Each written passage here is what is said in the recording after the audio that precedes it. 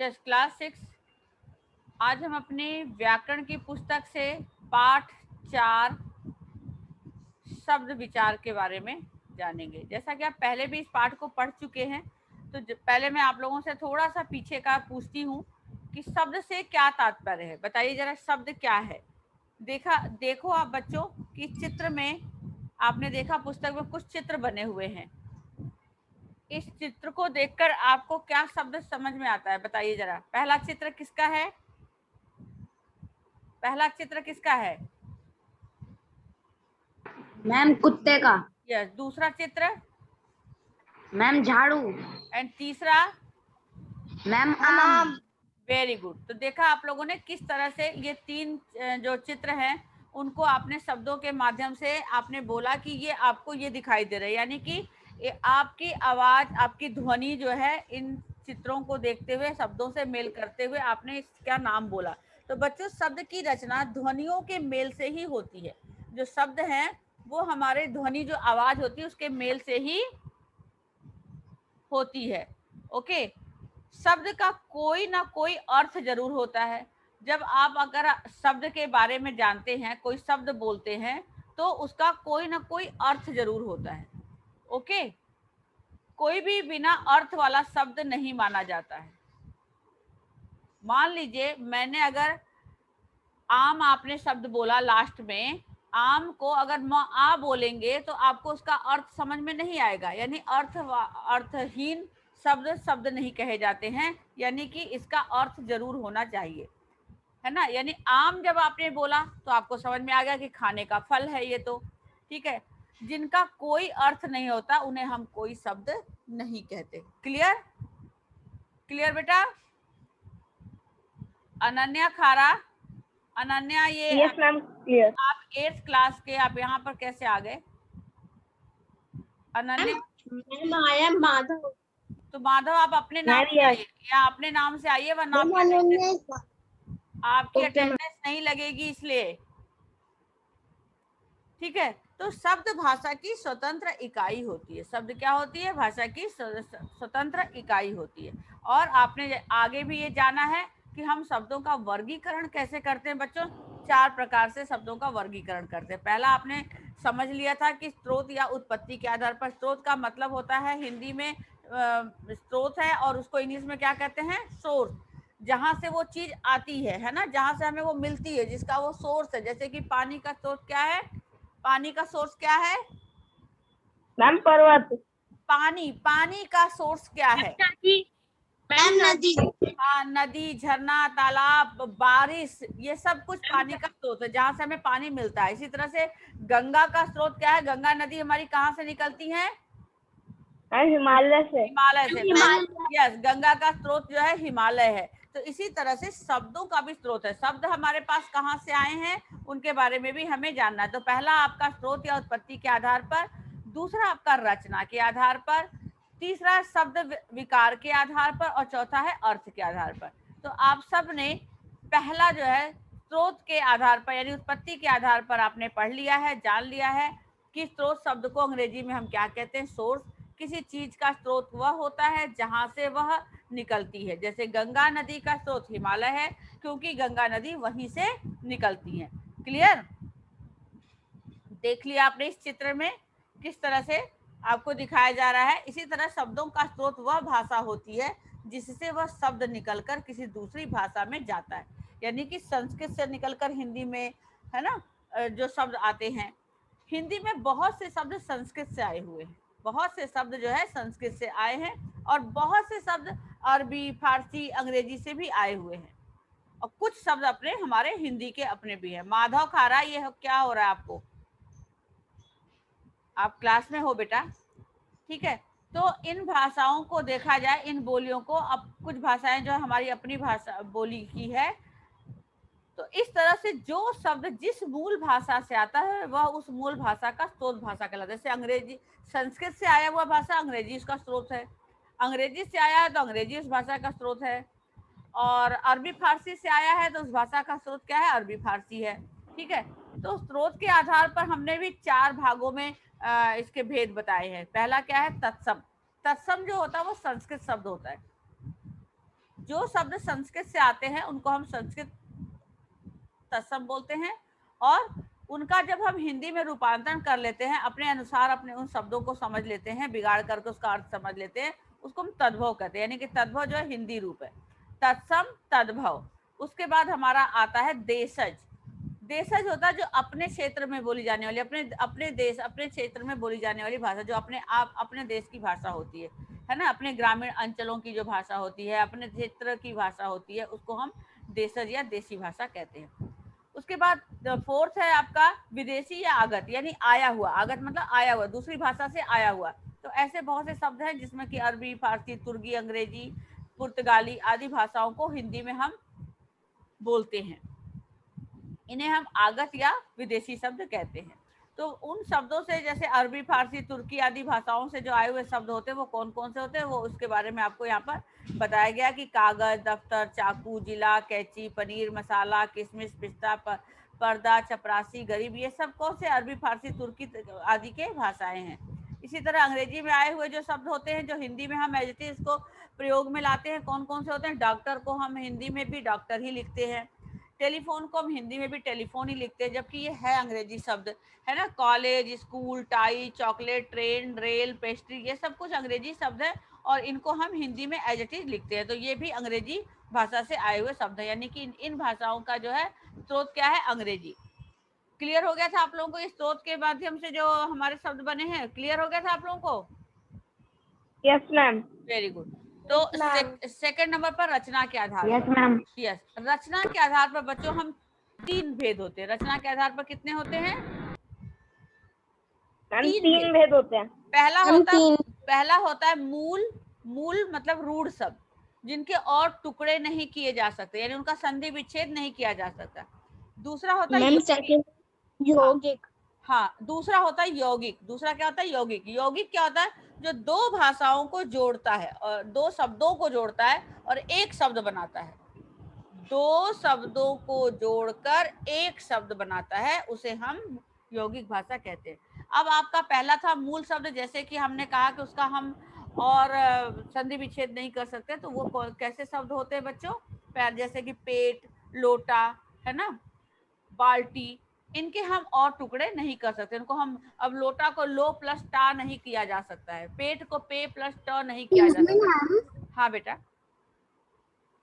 Ma'am, आपकी जो screen है वो अरबी, फारसी, तुर्की वाले पे रुकी हुई है। नहीं बेटा, क्या आपने नेक्स्ट स्क्रीन शो की है? यस कर दिया, मैं तो आगे बढ़ गया। पेज तो कहाँ रुकी हुई है? Yes ma'am. Yes ma'am. क्या बेटा? क्या? आपकी स्क्रीन अभी योगी शब्द वाले पे है। हाँ, रचना के शब्द रचना के आधार पर है ना पर्णिका? Yes ma'am. हाँ, तो अब देखो बेटा, इस तरह से रूढ़ शब्द जो है हमारा वो होता है जिसको हम टुकड़े नहीं कर सकते, उनको हम मूल शब्द भी कहते हैं। और उसके बाद यौगिक होता है जो दो शब्दों को जोड़कर एक शब्द बना देता है, उसको हम यौगिक कहते हैं। जैसे एक शब्द है घोड़ा, दूसरा शब्द है सवार, अगर हमने उसको जोड़ दिया तो घुड़सवार बन गया, है ना। बेईमान है आपका, अगर शब्द है, बे अलग है, ईमान अलग है, और ई अलग है, बेईमानी बन जाता है ना। इसको हम क्या बोलते हैं? यौगिक बोलते हैं। यौगिक दो शब्दों को जोड़कर एक शब्द बनाता है, उसको यौगिक कहते हैं। और तीसरा है बच्चों योग रूढ़। तीसरा क्या है? योग रूढ़। योग रूढ़ के अंतर्गत बच्चों हम बोलते हैं शब्द बना करके, और उसका अर्थ विशेष निकलता है। जैसे कि घर वाला, घर वाला का अर्थ क्या है? गृह स्वामी को हम घर वाला बोलते हैं, तो उसका अर्थ होता है एक अलग से पति, है ना। आकाशवाणी, ये देखा आपने, यौगिक शब्द बन जाता। आकाश अलग, वाणी अलग, आकाशवाणी, ये हमारा यौगिक शब्द है। आकाश से होने वाली वाणी जो आती है, मिलने सुनने वाली, रेडियो प्रसारण पर हमें दूर से सुनाई देती है आवाज, ठीक है, ये रूढ़ शब्द बन गया यहाँ पर। इसी तरह से अब आप आगे थर्ड नंबर पर देखिए, शब्द विकार के आधार पर। तो हमारा पेज नंबर यहाँ से स्टार्ट हो गया बच्चों। कहाँ से, कौन सा पेज था मैम? 31 से स्टार्ट होगी। यहाँ से मैम शब्द विकार के आधार पर हम शब्द विकार के आधार पर yes. शब्द भेद पढ़ना है। यस, Excuse me, तो ma'am. अब आप यहाँ ध्यान से सुनिएगा। यस बेटा। Ma'am, I am attending this class from another device. Please enter me.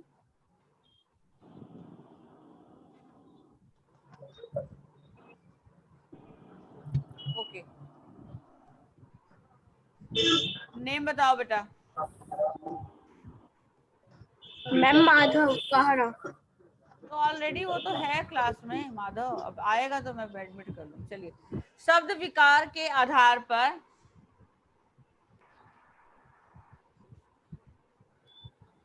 हम कैन आई रीड? यस, बोलिए बेटा। Okay ma'am. विकार के आधार पर शब्द के दो भेद किए जाते हैं, विकारी शब्द तथा अविकारी शब्द। पहला, विकारी शब्द। वाक्य में प्रयोग करते समय जिन शब्दों में विकार उत्पन्न होता है या जिनके रूप में परिवर्तन होता है वह विकारी शब्द कहलाते हैं। हिंदी में विकारी शब्दों के अंतर्गत संज्ञा, सर्वनाम, विशेषण तथा क्रिया शब्द आते हैं। देखिए उदाहरण। हाँ, तो देखो बेटा यहाँ पर एक मिनट बेटा, विकार के आधार पर शब्द के दो भेद किए गए हैं, एक तो विकारी, दूसरा अविकारी। ठीक है, विकारी शब्द बच्चों क्या होते हैं? वाक्य में प्रयोग करते समय जिन शब्दों में विकार उत्पन्न हो, कोई चीज आए उसके अंदर, या जिनके रूप में कोई परिवर्तन हो, उसे हम विकारी कहते हैं, है ना। तो विकारी का देख लीजिए, जैसे कि अब आपने शब्द है संज्ञा, उसका मूल रूप है बच्चा है, शब्द वर्ग में पहला जो मूल शब्द है बच्चा, तो इसके अंदर विकार हमने कैसे चेंज किया? वचन बदलों के अनुसार, बच्चे, बच्चों, बच्चों, है ना। ये इसके अंदर परिवर्तन आ गया, किसकी वजह से? बहुवचन, है ना। क्या हो गया, कैसे विकार आया? बहुवचन की वजह से विकार उत्पन्न हुआ है ना। बच्चा एक शब्द है, एक वचन। अब अगर हमने इसको बदल दिया, बच्चे बोल दिया, बच्चों बोल दिया, बच्चों बोल दिया, तो ये इसके अंदर बहुवचन लग गया, है ना, बहुवचन रूप आ गया। तो लिंग वचन की वजह से अगर इसमें परिवर्तन आता है उसे हम विकारी शब्द कहते हैं। क्लियर? इसी तरह से हम है, हमें, हमो, हमको, हमारा आदि, है ना। अगर काला है तो काला को काले, काली ऐसे बोलते हैं हम। लिखना को लिख, लिखो, लिखूं, लिखे आदि। इस तरह से अगर हम कोई चीज उस शब्द को बदल के लिख लेते हैं तो उसके अंदर ये विकार उत्पन्न होता है, उसे हम विकारी शब्द कहते हैं। नेक्स्ट है अविकारी शब्द। Ma'am, can I read? Yes, अविकारी। हम कैन आई रीड? अविकारी शब्द। वाक्य में प्रयोग करते समय जिन शब्दों में विकार नहीं होता है या जिनके रूप में परिवर्तन नहीं होता है वह अविकारी शब्द कहलाते हैं। अविकारी शब्द वर्ग में क्रिया विशेषण, संबंध बोधक, समुच्चय बोधक, विस्मयादि बोधक तथा निपात आते हैं। देखिए उदाहरण।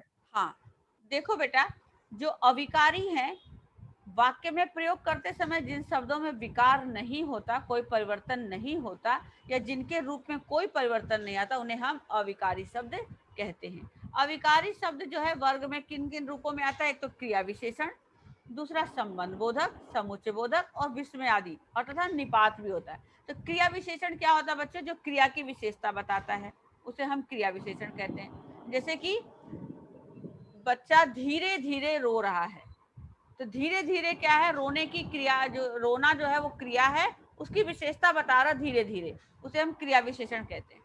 इसी तरह संबंध है, वाक्य में संबंध जोड़ने का कार्य करता है। के पास, के निकट, के ऊपर, का, के, की जो होता है वो संबंध जोड़ता है वाक्य के अंदर। समुच्चय बोधक भी जो है वाक्य के अंदर दो वाक्यों को जोड़ने का कार्य करता है। किसके द्वारा? और, इसलिए, किंतु, परंतु, इनके द्वारा हम दो वाक्यों को जोड़ते हैं। जैसे कि राम बीमार था इसलिए आज विद्यालय नहीं आया। राम बीमार था इसलिए आज वह विद्यालय नहीं आया। तो ये जो और है, इसलिए है, वो समुच्चय बोधक कहलाता है, यानी कि दो वाक्यों को जोड़ने का काम करता है। विस्मयादि बोधक तो आप सबको मालूम है कि जब हम अपने भाव प्रकट करते हैं, अरे वाह, शाबाश, वेरी गुड, तो इस तरह उसको हम विस्मयादि चिन्ह के साथ लिखते हैं, उसे हम विस्मयादि बोधक कहते हैं। अब अगला है आपका निपात। निपात बच्चों, जैसा कि हम किसी बात पर जब बल दे करके बोलते हैं कि तुम भी यह प्रश्न याद करो, भी, तुम ही तो कल गलत बोल रहे थे, ही, है ना, तुम ही, तुम भी ही, तो ये जो शब्द है इसको हम निपात कहते हैं, इन्हें हम क्या कहते हैं, निपात कहते हैं। क्लियर? तो ये देखिए, ये हमारे जो है अविकारी शब्द कहलाते हैं। तो इसके जो उदाहरण हैं आप फटाफट बोलिए आदित्य राज। क्रिया विशेषण यहाँ, वहाँ, कल, आज, धीरे, जल्दी आदि। संबंध बोधक ने, से, को, में, पर आदि। समुच्चय बोधक और, या, किंतु, परंतु, अथवा आदि। विस्मयादि बोधक अरे, हाय, उफ, शाबाश आदि। निपात ही, तक, भी, तो आदि। देखा आपने? अब आप लोगों को क्लियर हुआ ये चीजें कि क्रिया विशेषण क्या है, यहाँ, वहाँ, कल, आज, धीरे, जल्दी आदि। और संबंध बोधक है ने, से, को, में, पर, ये हमें वाक्य में इस तरह से संबंध स्थापित करता है। समुच्चय बोधक और, या, किंतु, परंतु, अथवा, है ना, इस तरह से वाक्य को जोड़ता है। विस्मयादि बोधक में अरे, हाय, उफ, शाबाश आदि है। और निपात ही, तक, भी, तो आदि इन शब्दों का प्रयोग करते हैं। ये जो शब्द जहाँ प्रयोग होते हैं इनको हम अविकारी कहते हैं। क्लियर हो गया आपको? Yes ma'am. अब हमारा फोर्थ Yes, ma'am. नंबर पर आता है अर्थ के आधार पर शब्द के भेद। चलिए रीड करिए अर्थ के आधार मैम पर। Can I read partially? No, Chitra read करो, चित्रा।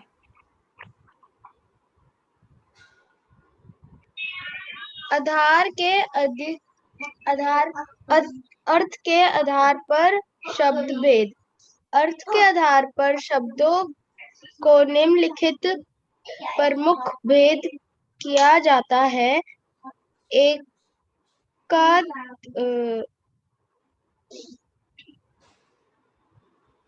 पर्यायवाची, एकार्थक, पर्यायवाची या सामनार्थिक तथा विकृत या विलोम शब्द। एकार्थक शब्द जिन शब्दों का केवल एक ही अर्थ होता है एकार्थक शब्द कहलाता है। जैसे दिल्ली,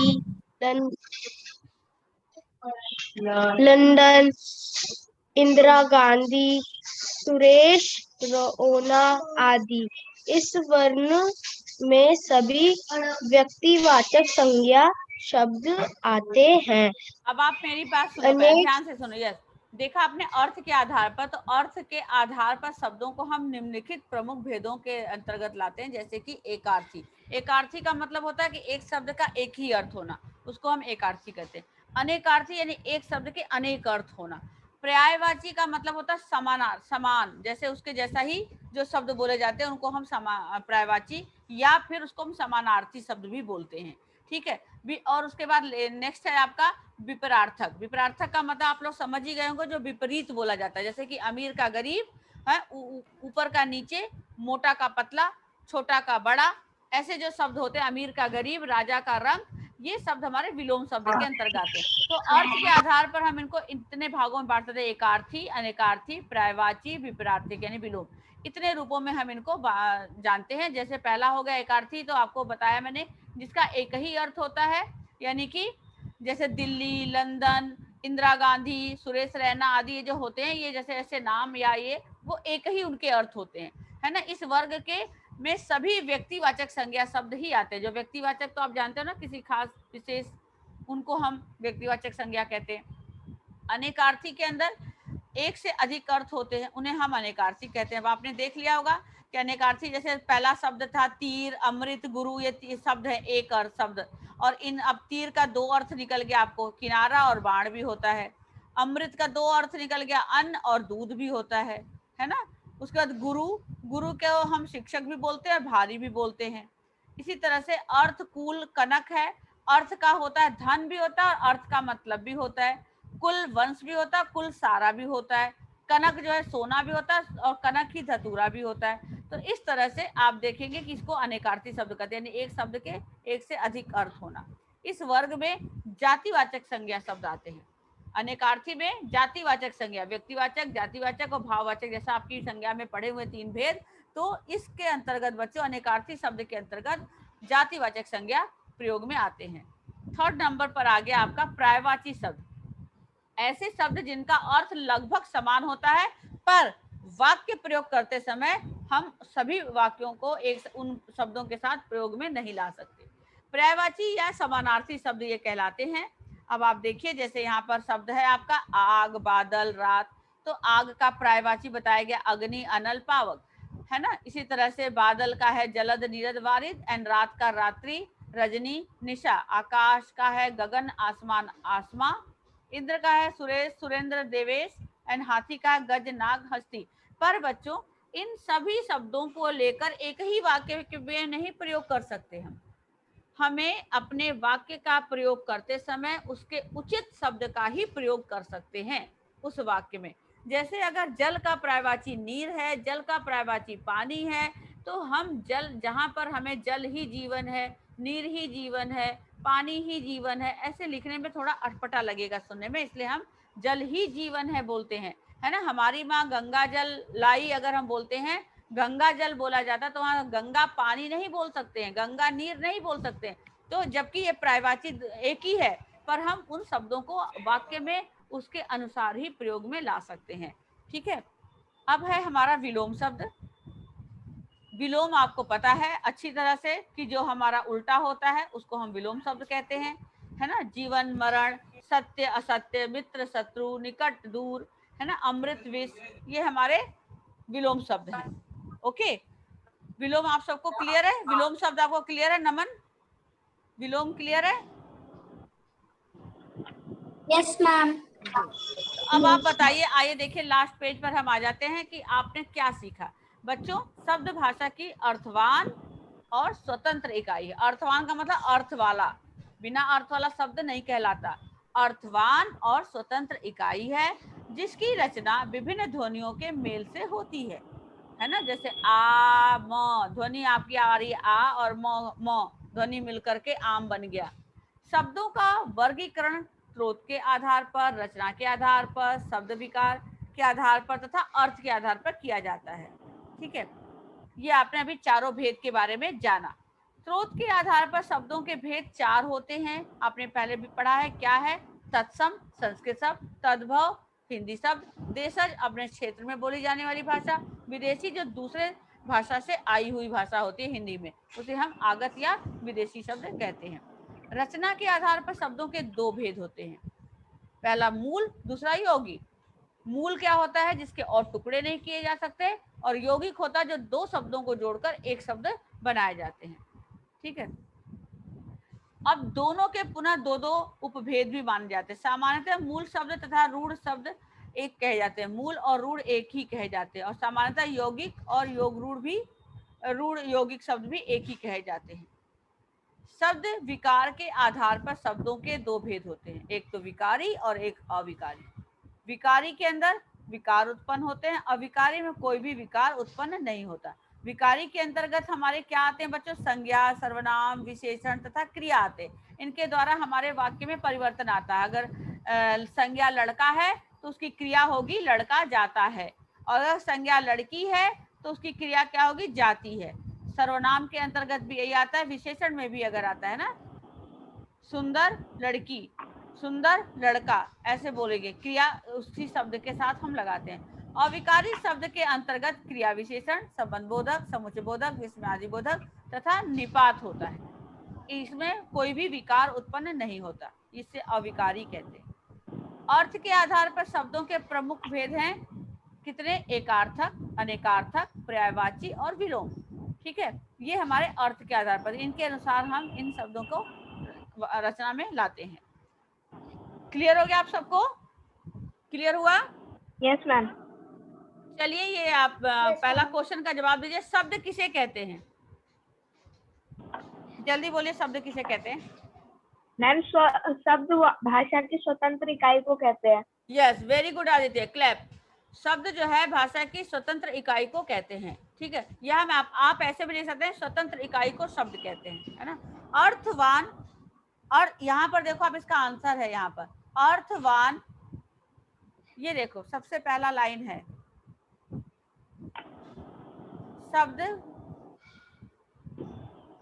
शब्द भाषा की अर्थवान और स्वतंत्र इकाई है। ये आप यहाँ से इसको भी आंसर में लिख सकते हैं। ठीक है, आपके बुक में ही ये चीज आपको मिल गया। सेकंड नंबर पर आइए। मैम शब्द देकर उदाहरण देकर शब्द मैम हाँ, आप उदाहरण दे दीजिए शब्द, जैसे अभी ऊपर आपने चित्र मुझे देखा आम। सेकंड क्वेश्चन समझ नहीं आया। काशवी, क्या नहीं हुआ आपको? काशवी बोलो बेटा। मैम मैं ऑडिबल? यस। मैम मुझे यौगिक शब्द समझ नहीं आया। यौगिक में दो शब्द को जोड़ना है। आप घर और क्या बोलते हैं, रसोई घर। रसोई एक शब्द है और घर एक शब्द है, अलग अलग। आपने बोला रसोई, दूसरा शब्द है आपका घर, आपने दोनों को जोड़ दिया, रसोई घर बन गया, है ना। इसको हम यौगिक कहते हैं। दो शब्दों को जोड़कर, घोड़ा अलग एक शब्द है, सवार अलग एक शब्द है, तो उसको हम जोड़ दिए, घुड़सवार बन गया, है ना। तो जो दो शब्दों को जोड़कर बनाया जाता है उसको हम यौगिक कहते हैं। क्लियर? Yes ma'am. यस। आपका मीटिंग ओवर हो गया, तो अब आप नेक्स्ट क्लास में इसके अभ्यास कार्य के बारे में